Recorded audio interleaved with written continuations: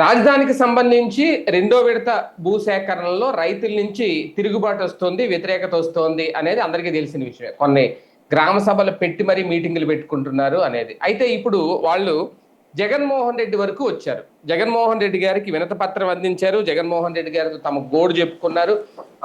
వాళ్ళు ఇవ్వను అంటున్నా సరే భూములు లాక్కుంటున్నారు అనేది. అయితే ఇమీడియట్ గా వైఎస్ఆర్సీపీ వాళ్ళకి అండగా ఉంటది అని జగన్మోహన్ రెడ్డి గారు ప్రకటించడం, వైఎస్ఆర్సీపీ తరఫున ఒక లీగల్ సెల్ కూడా ఏర్పాటు చేయడం, వాళ్ళకి రాజధాని గ్రామాల రైతులతో భేటీ ఆయన ఇదంతా చేశారు అనేది. అయితే ఇందులో ఇది చాలా కీలకమైన అంశం. ఎందుకంటే ఒకప్పుడు అమరావతి అంటే కెట్టదు, అక్కడికి జగన్మోహన్ రెడ్డి వెళ్తుంటే పసుపు నీళ్లు జల్లినుకున్న ప్రాంతం, ఇవన్నీ మనం విన్నాం. అలాంటిది అమరావతి రైతులే ఈయన దగ్గరికి వచ్చారు అంటే ఓకే, అందరూ వచ్చారని చెప్పడానికి లేదు. ఇందులో కొన్ని గ్రామాల వాళ్ళు వచ్చి తమ గోడు వెళ్ళబుచ్చుకున్నారు అంటే ఇక్కడ నెక్స్ట్ ఆల్టర్నేటివ్ జగన్మోహన్ రెడ్డి అనే చూస్తున్నారా? ఎందుకంటే మొన్న సుగాలి ప్రీతి వాళ్ళ తల్లి కూడా వచ్చి ఈయన్ని కలవడం, తమ గోడు వెళ్ళబోసుకోవడం, ఇవన్నీ చూస్తున్నప్పుడు అసలు ఏం జరుగుతోంది అంటే అమరావతి రైతుల విషయంలో ఇక్కడ ప్రభుత్వ ఫెయిల్యూర్ ని ఎంతవరకు చూడాలి, అలాగే నిజంగా వాళ్ళని ఇబ్బంది పెడుతుందా సర్కారు? ఇది అంశం మీద చర్చించే ప్రయత్నం చేద్దాం. సార్, బలవంతంగా లాక్కుంటున్నారా భూములు, లేదంటే వాళ్ళ పంటలు పండే భూములు? ఎందుకంటే మొదటి విడతలో భూములు తీసుకున్నప్పుడు వాళ్ళకి ఇచ్చిన డిమాండ్లు ఎప్పుడైతే నెరవేర్చలేదో అక్కడే అసలు మొదలైంది. కానీ ఇప్పటికీ ప్రభుత్వం ఏం తేల్చకపోవడంతో ఇంకా వేరే గత్యంతరం లేక ప్రతిపక్ష నాయకుడు కాబట్టి జగన్ దగ్గరికి వచ్చి వాళ్ళ గోడు వెళ్ళబోచుకున్నారా ఏంటి, ఎలా చూడాలి? మనం 2019, 2024 రెండు రకాలుగా చూడాలి ఆ పరిస్థితిని. 2019కి ముందు అప్పటికి అమరావతి కన్స్ట్రక్షన్ స్టార్ట్ అయ్యింది. దాంట్లో కొన్ని టవర్సు ఆల్రెడీ సెక్రటరీ ఇవన్నీ కట్టారు. ఆ కట్టిన సందర్భంలో అక్కడ ఉన్నటువంటి పబ్లిక్లో తీవ్రమైన అసంతృప్తి ఉంది. ఓన్లీ ఆ 29 గ్రామాలలో మాత్రం తెలుగుదేశం గెలిచింది. ఆ 29 గ్రామాలలో మాత్రం ఓట్లు తెలుగుదేశానికి మెజార్టీ వచ్చినాయి. కానీ total assembly seat YSR Congress party గెలుచుకుంది. ఎందుకని? ఈ 29 గ్రామాలు లబ్ధి పొందుతున్న తీరు పక్కనున్న గ్రామాలకి నచ్చలా. పక్కనున్న గ్రామాల యొక్క ఆస్తులు తీసుకోవడం నచ్చలా. ఈవెన్ 29 గ్రామాలు 100కి 100 ఓట్లు ఇటే పడాలి కదా, పడలా. అక్కడ కూడా వైసీపీకి ఓట్లు పడ్డాయి కదా. ఎందుకని? ఈ వివాదాలు, భూముల వివాదాలు, ఇట్లాంటి అది పరిష్కరించే ఒక మెకానిజం ఏర్పాటు చేయడంలో ఫెయిల్ అయింది ప్రభుత్వం.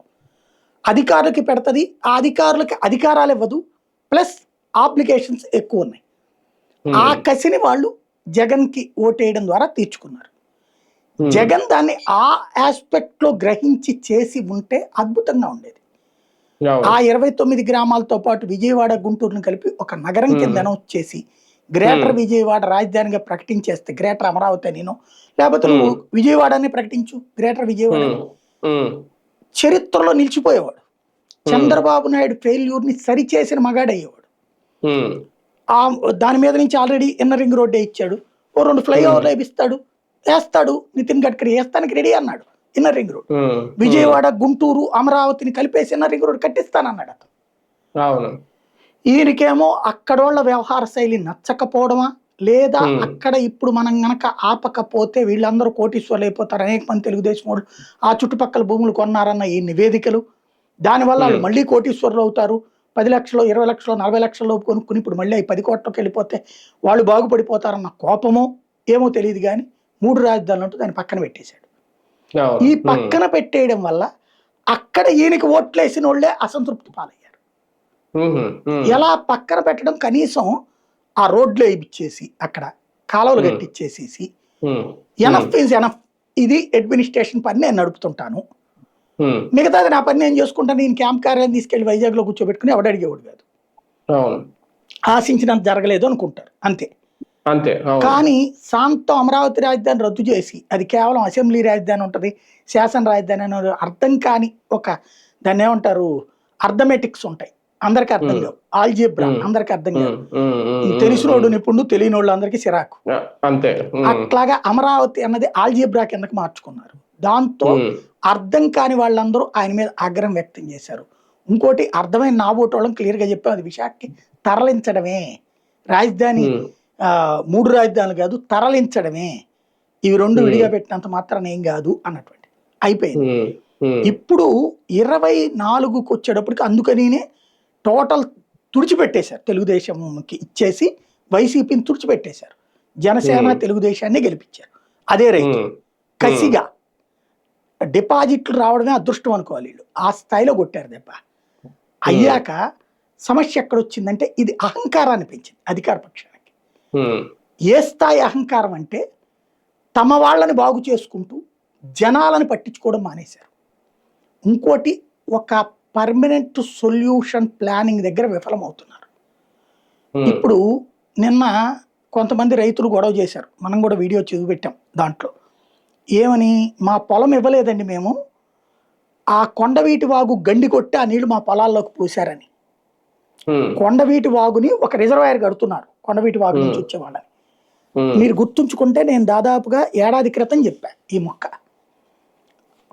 ఆ ఏరియాలో 3-4 రిజర్వాయర్లు కడతామంటున్నారు, రిజర్వాయర్లోకి వాగునీళ్లు తెస్తామంటున్నారు, బాగానే ఉంది. వాగునీళ్ళు వచ్చిన తర్వాత రిజర్వాయర్ నిండిపోతుంది, నిండిపోయాక ఈ నీళ్ళు ఎక్కడికి పోస్తారు? అందులో నుంచి తీసుకెళ్ళి మళ్ళీ పైప్ లైన్లు వేసి కృష్ణలోకి కలపాలి. ఏంటిది అసలు? అంటే నిరంతరం వరద నీళ్ళు వస్తూనే ఉంటుంది, నిరంతరం కలుపుతూనే ఉండాలి. అప్పుడే నేను ప్రస్తావించా, ఇప్పుడు మొన్న ఏమైంది, ఎందుకని నీళ్లు కొండవీటి వాగు నీళ్లు చంద్రబాబు ఇల్లు ఇవన్నీ ముంచినయ్యి అంటే, కృష్ణానదిలోనూ వరదలు వచ్చి కొండవీటి వాగుకి వరదలు వచ్చినాయి. అప్పుడు ఎట్ట వెళ్తాయి ఎత్తిపోతల నీళ్లు? ఇక్కడ వచ్చిన నీళ్లు కృష్ణలోకి పోయాలండి, కృష్ణ కూడా నిండిపోయి ఉన్నప్పుడు ఎట్లాగా? అదే కదా మొన్న జరిగింది. మంత్రి సత్యనారాయణరాజు పెట్టిన వీడియోల దాకా కూడా దాకా ఎవరికి తెలియదు. మంత్రి సత్యనారాయణ ఇల్లు మునిగినప్పుడు చంద్రబాబు ఇల్లు మునగలేదా? నెసకలేసుకుని అంతవరకు నీళ్లు రాలేదంటే, రాకుండా అయితే కనుక చంద్రబాబు గారు అక్కడ ఎందుకు ఉన్నారు విజయవాడలో? ఆ ఏరియాలో నీళ్లు వచ్చినాయి, జనం అందరూ చూశారు. కాకపోతే ఈ రోడ్డు మునగలేదు, ఆ రోడ్డు మునగలేదు. రోడ్డు మునక్కపోతే మిగతా ప్రాంతాలు మునిగినాయి కదా, పొలాలన్నీ కూడా. అది కొండవీటి వాగు వాటర్, కృష్ణ వాటర్ కాదు. అది నేను అప్పుడే చెప్పా. ఇప్పుడు పాయింట్ ఎక్కడి నుంచి వస్తుందంటే, ఇలాంటి సమస్యలు రేపు రాబోతున్నాయి. మీకు హైవే మునగడం ఎప్పుడైనా చూసారా? ఈ మధ్య 2 సార్లు మునిగింది కదా, ఆ టోల్ గేట్ అది కూడా పని చేయకుండా పోయినాయి కదా. ఇప్పుడు దానికోసం ఇలా తిప్పిక పెట్టారు. ఇప్పుడు విజయవాడ వెళ్ళాలంటే ఇలా కిందకెళ్ళి ఇలా తిరిగి ఇలా వచ్చి ఇలా ఎక్కాలి. ప్రపంచంలో ఎవడైనా అంటే వింతగా రోడ్డు వేస్తాడా? ఆ కాంట్రాక్టర్ సన్మానం చేయాలి నిజంగా, ఆ రోడ్ వేసిన కాంట్రాక్టర్. ఆశ్చర్యం వేసింది అనమాట. భారతదేశంలో స్పెషల్ మిరకిల్ అవార్డు ఇవ్వాలి ఆయనకి. ఏదో ఒక స్టాచ్యూ పెట్టుకుని ఒక రింగ్ పెట్టిన అయిపోయేది కదా. అది ఒక రింగ్ పెట్టిన ఇలా తిరిగి వాళ్ళు వెళ్ళిపోతారు, కిలోమీటర్ వెళ్ళి రావాల్సి వస్తుంది. అది అలాంటి వింత నిర్ణయాలు ఎవరు తీసుకున్నారు? ఈ వరదల కారణంగా జరిగినాయి. ఇటు డైరెక్ట్ గా హైదరాబాద్ వెళ్ళేవాడికి హ్యాపీ, పైకి ఎక్కేసి వెళ్ళిపోవచ్చు, రాజధానిలోకి వెళ్ళేవాడు వెళ్ళిపోవచ్చు. విజయవాడ వెళ్ళాల్సిన మాత్రం తిరిగెట్ట వెళ్ళాలన్నమాట, పామ్మెలికి. అదే ఇప్పుడు డైరెక్ట్ రోడ్కి వెళ్ళిపోతే ఏంటాడు పరిస్థితి? అంతేగా, మళ్ళీ చుట్టూ తిరిగి రావాలి గొల్లపూడి. మళ్ళీ ఎక్కడో టోల్ గేట్లు దాటుకొని టోల్ గేట్లు కట్టుకొని దిగి రావాలి. అక్కడ 2 టోల్ గేట్లు పెట్టారు. అది అట్లాంటి పిచ్చి నిర్ణయాలు కొన్ని జరిగినాయి. ఇప్పుడు ఏం జరుగుతున్నది? డైరెక్ట్ గా కట్టలు కట్ చేసేసి జనాలలోకి నీళ్ళు వదిలేయడం. రెండవది ఏంటంటే ఆశ. ఇవాళ ప్రభుత్వంతో ఉన్నటువంటి వాళ్ళ ఆశ ఏంటి? భూములు తీసుకోవడం. ఆ భూముల్ని ఇప్పుడు వాళ్ళే చెప్పారు కదా, 200 ఎకరాలు ఏమో 300 ఎకరాలు పబ్లిక్ని ఇచ్చిస్తే, మిగతాది కొంతమంది పారిశ్రామికవేత్తలు మా వాళ్ళ దగ్గర భూములు కొని ఇచ్చారు ప్రభుత్వానికి. ఎందుకు? ఇది ఎవరు ఇట్లా ఇచ్చేది? మన దగ్గర డబ్బులు బాగా ఎక్కువైపోయి, ఇది బ్యాంకులు వేసుకుంటే వడ్డీ రాదు మనకి, కానీ మన ఆస్తి పెరగాలి. సాధారణ కోఆపరేటివ్ బ్యాంకుల్లో వేస్తారు, కానీ కోఆపరేటివ్ బ్యాంకులో సెక్యూరిటీ ఉండదు. కాబట్టి ఇప్పుడు ఏం చేయాలి? హైదరాబాద్లో ఇదివరకు ఒక ఫ్లాట్ కొనేసి అద్దెకిస్తే, 1 కోటి రూపాయలు పెట్టి ఫ్లాట్ కొంటే 25,000 అద్దె వస్తుంది, అంతే. 25,000కి మించి రాదు. 2 కోట్లు పెట్టుకుంటే 50,000 అద్దె వస్తుంది. కానీ ఇక్కడ వడ్డీ వాసిపోవట్ల. కిస్తీ వీళ్ళ లెక్క ఎట్టుంటదంటే, నేను డబ్బులు పెట్టేశానంటే ఆ కిస్తీ నేను కట్టక్కర్లేదు, ఇట్లా ఉంటది కొంతమంది లెక్క, ధనవంతుల లెక్క. వాళ్ళకి ఇక్కడైతే ప్రభుత్వం ఈ 1 కోటి రూపాయలు పెట్టినో 80 లక్షలు పెట్టినో 2 కోట్లు పెట్టినో కొనేసి భూమి ఇచ్చేస్తే, నెలకి 25,000 10 ఏళ్ళు ఖాయం భూమి. ప్లస్ రోడ్డు పక్కన ఫ్లాట్ ఇస్తారు, అది రేపో మాపో వీళ్ళకి ఇస్తే డెవలప్మెంట్ కి 4 ఫ్లాట్లు ఇస్తారు మనకి. 4 ఫ్లాట్లు 4 కోట్ల రూపాయలు వేసుకుంటే 2 కోట్లు పెట్టి దానికి నాకు లాభమే కదా. అంతే అండి. ప్లస్ కమర్షియల్ బోనస్ అది ఒక కోటి రూపాయలు వేసుకో 200 గజాలంటే ఉమ్, అలా 3 కోట్లకు లాభం కదా ఒక 2 ఏళ్ళు పోతే అవును అనే లెక్కన కొంటనోళ్ళు ఉన్నారు. ఉంటారు. అవును, ఇన్వెస్ట్మెంట్ అంతే ఆ, వాళ్ళు ఇప్పుడు ఇలాంటి ఇన్వెస్ట్మెంట్. వాళ్ళు పోటీ పడుతున్నప్పుడు వాళ్ళకి అమ్మడం ఇష్టం లేక రేపు నేనే సంపాదించుకున్నా నా బిడ్డలకే పెట్టుకున్నాం ఇన్నేళ్ల నుంచి బతికాం ఈ పొలం అవును, మీద. తప్పే ఉంది. ఆ, అనుకున్నోళ్లే ఇప్పుడు ఈ రైతులందరూ నిన్న జగన్ దగ్గర అవును, కానీ ఇక్కడ అన్ని అక్రమంగా అన్యాయంగా లాగేసుకుంటున్నారా? వీళ్ళకి తెలియకుండానే వేరే వాళ్ళ పేరు మీద రిజిస్ట్రేషన్ కూడా చేసేస్తున్నారంటే వీళ్ళకి తెలియకుండా అంటే అవి ఎలా వాళ్ళు జరుగుతుంది? ఏం చూపెడుతున్నారంటే భూమి సేకరించేసినట్టు చూపెడుతున్నారు. అవును, తర్వాత అంటే వీళ్ళ కోర్టుల్లో అనుమతి లీగల్ లేకుండా అలా వెళ్తది. సేకరించేస్తారా సార్? ఆ బలవంతం అలాంటి దోపిడీ అంతే కదండి. అదే కదా మన గద్దర్ల పాటలోను నక్సలైట్ల పాటలు. ప్రభుత్వం తలుచుకుంటే ఏమైనా చేయొచ్చు. తర్వాత ఏం చేస్తది, కోర్టుల్లోకి వెళ్తారు. 10 ఏళ్ళు 25 ఏళ్ళు అయ్యాక కోర్టు మందలించి వాళ్ళకి ఇంత డబ్బులు ఇవ్వంటది. ఏమనంటది, ఇవాళ ఉన్న మార్కెట్ వాల్యూ అంటే రిజిస్ట్రేషన్ వాల్యూ, ఇవాళ రిజిస్ట్రేషన్ వాల్యూ అక్కడ 30 లక్షలు ఉందనుకోండి, ఓ 20 ఏళ్ల తర్వాత 30 లక్షల మీద 30 వడ్డేసి ఇవ్వమంటే ఏంది అక్కడ అక్కడ కొరిగేది. కాబట్టి నువ్వు సచ్చినట్టు ఇప్పుడు అమ్మేసుకో, 2 కోట్లకు మావాడే కొంటాడు, అమ్మేసుకో. వీళ్ళేం లెక్క, ఇప్పుడు 2 కోట్లు ఉన్న వీళ్ళు ఇస్తారు కరెక్టే, మామూలుగా ఇప్పుడే 3-3.5 కోట్లు ఉంది. వీళ్ళు చెప్పా ఉండవల్లి పెనుమాక ఇవన్నీ కూడా మెయిన్ రోడ్లు కదా. అవును, అవును, అందులో ఇప్పుడు ఆ సీడ్ యాక్సెస్ రోడ్ అని చెప్తున్న చోట పక్కన నాది ఎక్కడ ఉంటే ఇప్పుడు నేనే ఉంది. గత కొన్ని రోజుల నుంచి నేను ఫీల్ అవుతున్నా, నా ఇల్లు అమ్మేసి అయినా సరే తీసుకుని ఆ హైవే కానుకుని, ఇప్పుడు ఇది కొత్తగా కడతా నిన్న రింగ్ రోడ్డు ఉంది కదా, దానికి ఆనుకుని ఒక 100 గజాల స్థలం కొనుక్కుంటే ఏదైనా బ్యాంకు లోన్ తీసుకుని భవిష్యత్తులో మంచి కాస్ట్ వస్తుంది కదా అనుకుంటున్నా. కాకపోతే ఇల్లు కొనుక్కునేవాడు దొరకట్లే ఇప్పుడు, అందరూ అమ్మేవాళ్ళు అయిపోయారు ఇల్లు. అదొకటి. ఇప్పుడు ఇక్కడ మీరు కొనే పరిస్థితుల్లో కూడా కొనే పరిస్థితిలో కూడా లేదు, అది కూడా చూసాను నేను. నిన్న మొన్న ఏరియాలో చూసుకుంటే రేట్లు ఎక్కువ చెబుతున్నారు కానీ వాళ్ళకి కొనేవాళ్ళే. అది అలాగే తగ్గట్లేదు ఎవరు. అదే అనేది, ఇప్పుడు కొనేవాళ్ళు అందరూ అమ్మేవాళ్ళే రేట్ ఎక్కువకి, కాబట్టి కొనేవాడు ఎవడు లేడు.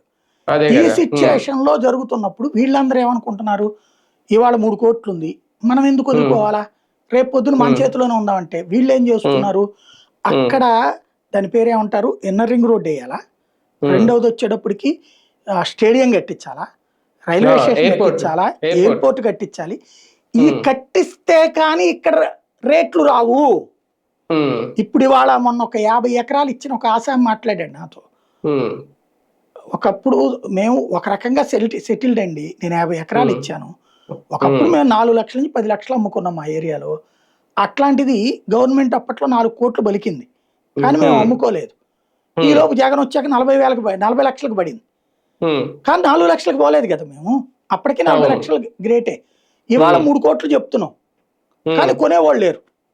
1.5-2 కోట్ల రేంజ్ లో కొన్ని అమ్ముడు పోతున్నాయి. ఇది అక్కడ వాళ్ళు చెప్తున్నటువంటి మాట. కానీ ఒకటి సార్, ఇక్కడ నిన్న జగన్మోహన్ రెడ్డి గారు కూడా రేజ్ చేసిన పాయింట్, ఇప్పుడు ఇందాక మీరు అన్నట్టు అంతర్జాతీయ పెద్ద పెద్ద ఎయిర్పోర్ట్లు కట్టడానికి అక్కడ అనుమతి రాదు, ఆల్రెడీ గన్నవరంలో ఎయిర్పోర్ట్ ఉంది కాబట్టి అందుకే నేను మావిగన్ అన్నాను, రేపొద్దున మేము అధికారంలోకి వస్తే మీ భూములన్నీ మీకు వెనక్కి ఇచ్చేస్తాము అనేది. అది నిజంగా సాధ్యం అవుతుందా?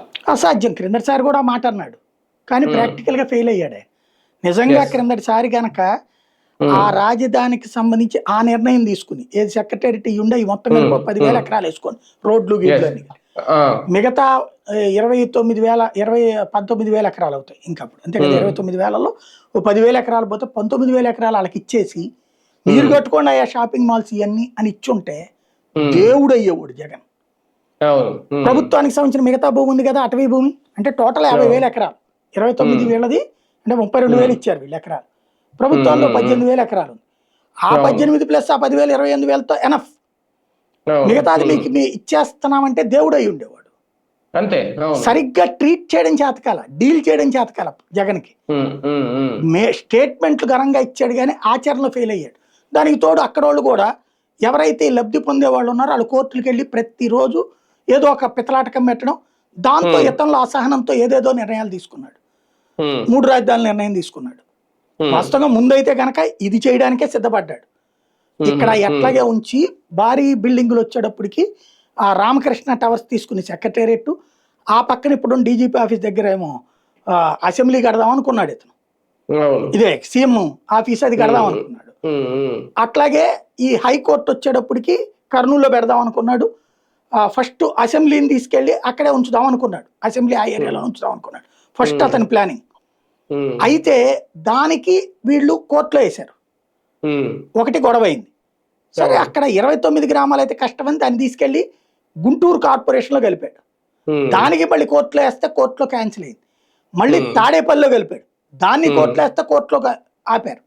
ఉమ్, చివరికి దాన్ని తీసుకొచ్చి మళ్ళీ అమరావతి అర్బన్ డెవలప్మెంట్ అథారిటీ అని పెట్టాడు, ఏఎంఆర్డీ. ఉమ్, మళ్ళీ ఉమ్, దానికి కోర్టులో వేస్తే మళ్ళీ పోయి సిఆర్డీఏ. అంటే ఉమ్, అమరావతి విషయంలో ప్రభుత్వం ఏ నిర్ణయం తీసుకోవాలని, జగన్ ఏ నిర్ణయం తీసుకోవాలన్నా కోర్టుల ద్వారా అడ్డుకున్నారో అక్కడ తెలుగుదేశం అవును. అడ్డుకుంది, రైతుల ముందు పెట్టి, అవును. అవును. అమరావతి జేఏసీని ముందు పెట్టి. ఆ విషయంలో టీడీపీ సక్సెస్ అయిందని కూడా అది అనుకోవాలి, ఈ అడ్డుకొని. మండలి దగ్గర నుంచి ప్రతి చోట సక్సెస్ అవును. అయింది. అవును. అవును. ఎప్పుడైతే అది అయ్యిందో ఉమ్, జగన్లో అసహనం పెరిగింది తప్పించి ఉమ్, ఎత్తుకి పై ఎత్తు వేసే రాజశేఖర రెడ్డి లక్షణం రాలక్కడ. అదే కదా. ఉమ్, ఆవేశపూరితంగా స్పందించే రాజారెడ్డి లక్షణం వచ్చింది. ఉమ్. దాంతో ఈ 3 రాజధానులు అన్నాడు, మొత్తం మునిగిపోయాడు. అది వాళ్ళు ప్రతిపక్షంలో ఉండి జగన్ చేసే ప్రతి పనిని అడ్డుకొని సక్సెస్ అయ్యారు, అంతే తప్ప ఈయన మేము ప్రతిపక్షంలో ఉండి ఒక్కటి చేత కావట్లేదు. మేము 2 ఏళ్ల తర్వాత అధికారంలోకి వస్తాం అప్పుడు చూస్తాం అని చెప్పట్లేదు. ఇప్పుడు ఈయన ప్రతిదీ ఎవరి దగ్గరికి వెళ్ళినా 2 ఏళ్ళు ఆగండి, మళ్ళీ మళ్ళీ అధికారంలోకి వస్తాం అప్పుడు చేద్దాం, 2 ఏళ్ళు ఆగండి అంటే కిందటిసారి అదే 2 ఏళ్ళు ఏం జరిగింది. చేయాలి? ఆ, కానీ అంతే ఒకటి ఒకటి. సార్, ప్రజలు అంటే ఇలాంటి మొన్న సుగాలి ప్రీతి విషయంలో గానీ ఇప్పుడు గానీ, అంటే ఈ 2 ఎగ్జాంపుల్ తీసేసుకొని అనుకోవాలా అంటే అది వేరేది.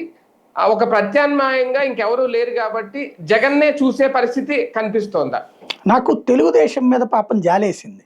క్రిందటిసారి 2019 తర్వాత 24 మధ్యలో జగన్తో గొడవ పడ్డటువంటి వాడు పవన్ కళ్యాణ్. అవును. ఈ బాధితులందరూ చంద్రబాబు ఉమ్, దగ్గరికి వెళ్ళా, ప్రతిపక్ష నాయకుడు ఆయన. ఎస్. పవన్ అవును. కళ్యాణ్ దగ్గరికి వెళ్ళారు. అవును. సింగిల్ గా ఒక్క సీటే గెలిచిన పవన్ కళ్యాణ్, తనే ఓడిపోయిన పవన్ కళ్యాణ్ దగ్గరికి వెళ్ళారు. ఉమ్, అవును.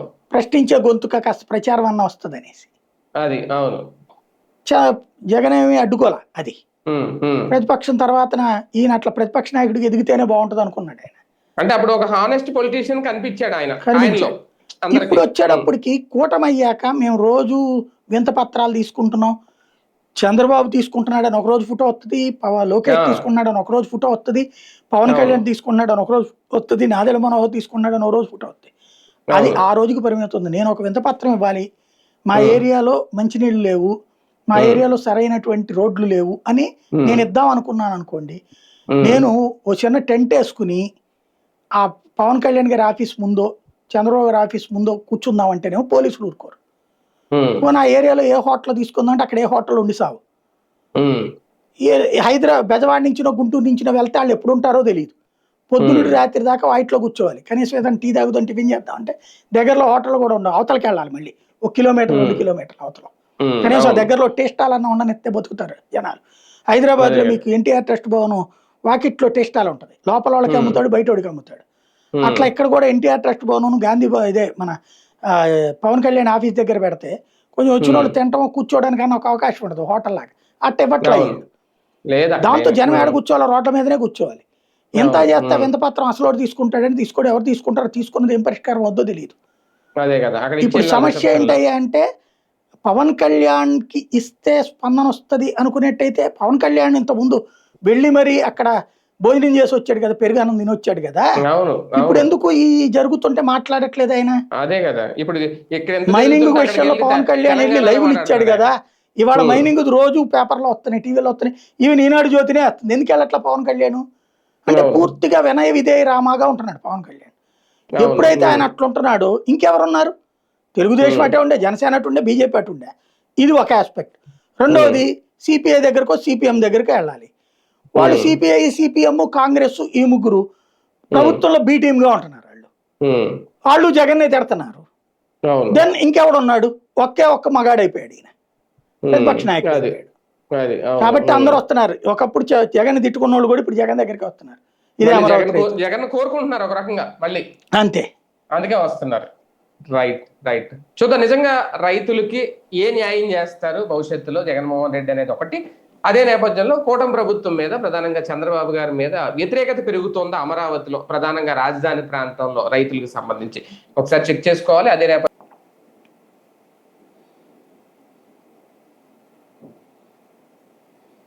లేదా ఎన్ని చూడాల్సిన అవసరం.